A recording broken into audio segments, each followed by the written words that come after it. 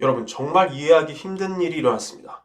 한국 시간 기준 어제 밤 나온 CPI 수치는 확실히 시장에 긍정적이었습니다. 예상이 연기준 3.3 상승이었는데 3.2가 나왔고요. 그동안 말썽을 부렸던 중고차 가격이 1% 넘게 떨어지고 신차 가격도 월간 기준 마이너스로 돌아섰습니다. 코어 CPI도 예상 4.8보다 낮은 4.7이었습니다.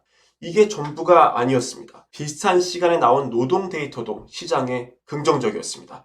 미국 노동부는 7월 30일부터 8월 5일까지 집계된 신규 실업수당 청구건이 24만 8천 건이라고 밝혔습니다.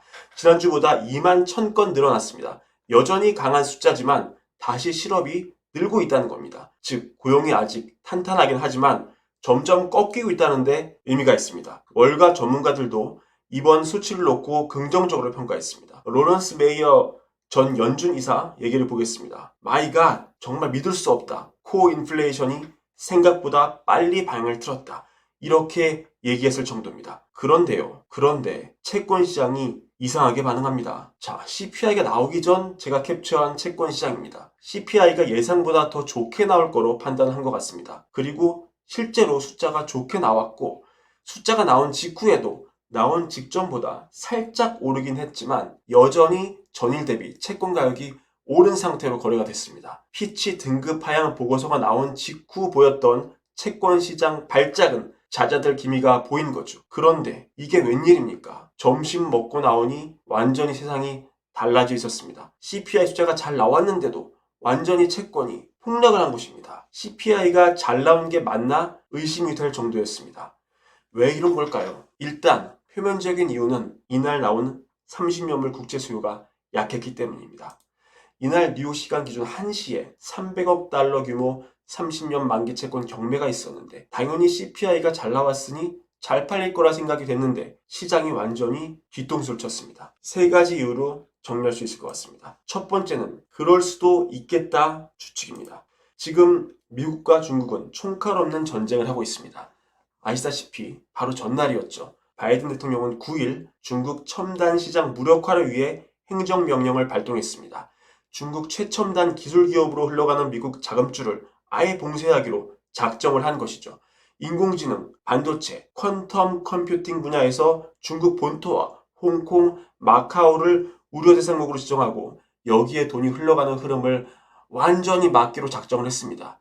미국이 미중 무역 분쟁 시기를 거치면서 다양한 카드를 내놨지만 이처럼 대중 투자 흐름까지 직접 통제한 건 이번이 처음입니다. 자, 그렇다면 중국의 카드는 무엇일까요? 중국 입장에서 보복 카드를 내밀지 않을 수 없을 겁니다. 한때 미국은 미국 국채 최다 보유자였습니다. 근데 요즘 들어 팔고 있습니다. 요즘은 13년째 최저치를 기록 중입니다.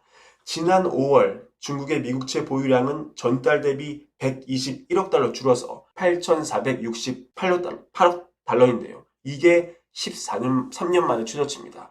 이거는 중국이 어느 정도 손절을 친 걸 수도 있고요. 달러 가치를 내려서 위안화 기축통화를 만들기 위한 큰 그림일 수도 있습니다.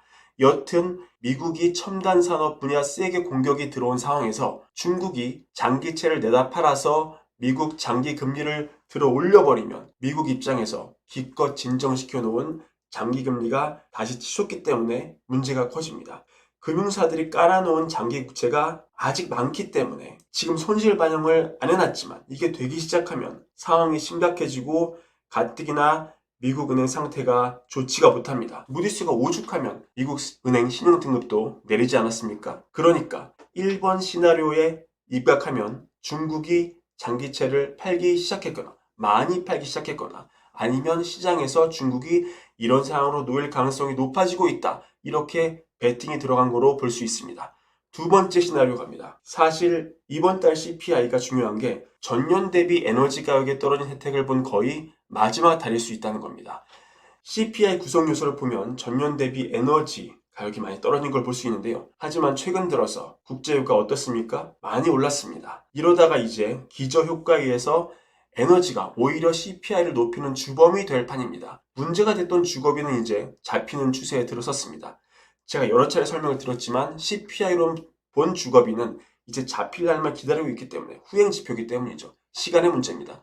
하지만 잠잠했던, 잡힌 줄 알았던 에너지 가격이 다시 오르면 또 헤드라인 CPI가 4% 근처까지 치솟고 상황이 복잡해집니다. 이 가격이라는 것은 항상 미래를 포캐스팅하기 때문에 7월 CPI 발표 이후 시장이 이제 8월 수출을 내다보면서 이런 시나리오를 채권 가격에 반영한 것이다. 이게 두 번째 시나리오입니다. 세 번째 이유입니다. 방금 말씀드린 거고요. 이게 좀 더 근본적인 이유가 될 수 있는데요. 미국 재정 상황이 지금 좋지가 못합니다. 긴축을 하면서 내년 선거를 위해서 확장을 꾀해야 하는 복합적인 상황에 놓여있기 때문에 아주 어렵습니다. 고차 방정식입니다. 무엇보다 심각한 수준의 재정 적자에 직면해 있고, 그러니까 피치가 등급을 낮췄죠. 하지만 대선을 치러야 하는 미국은 국채를 더 찍어서 경기 부양을 해야 되는데, 이 경우 간신히 잡은 인플레가 다시 부활하는 끔찍한 스토리가 나오게 됩니다. 그래서 여러 가지 꼼수가 검토되는 것으로 보입니다. 얼마 전 세인트루이스 연준이 직접 쓴 보고서를 가져와 봤습니다. 결론만 보면 이렇습니다. 어떻게 묘수가 있느냐? 이런 거죠. 정부는 재정 적자를 크게 줄이기가 힘들고 돈도 써야 된다. 그러면 시중은행 지준율을 건드리는 겁니다. 지준율을 끌어올려서 시중의 통화 승수를 확 줄여버리는 거죠. 은행의 역할을 줄여버리는 겁니다.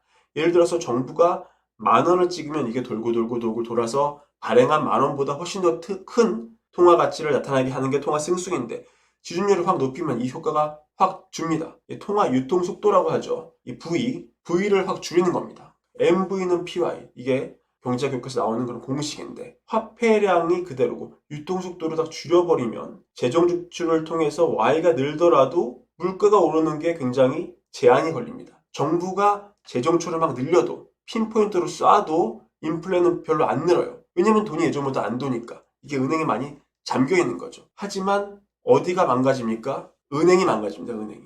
얼마 전 무디스가 미국 은행 등급 낮춘 것도 이런 시나리오를 내다봤기 때문이고요. 이런 무시무시한 시나리오를 무려 연준이 공식적으로 보고서를 내놨다는 게 의미가 있습니다.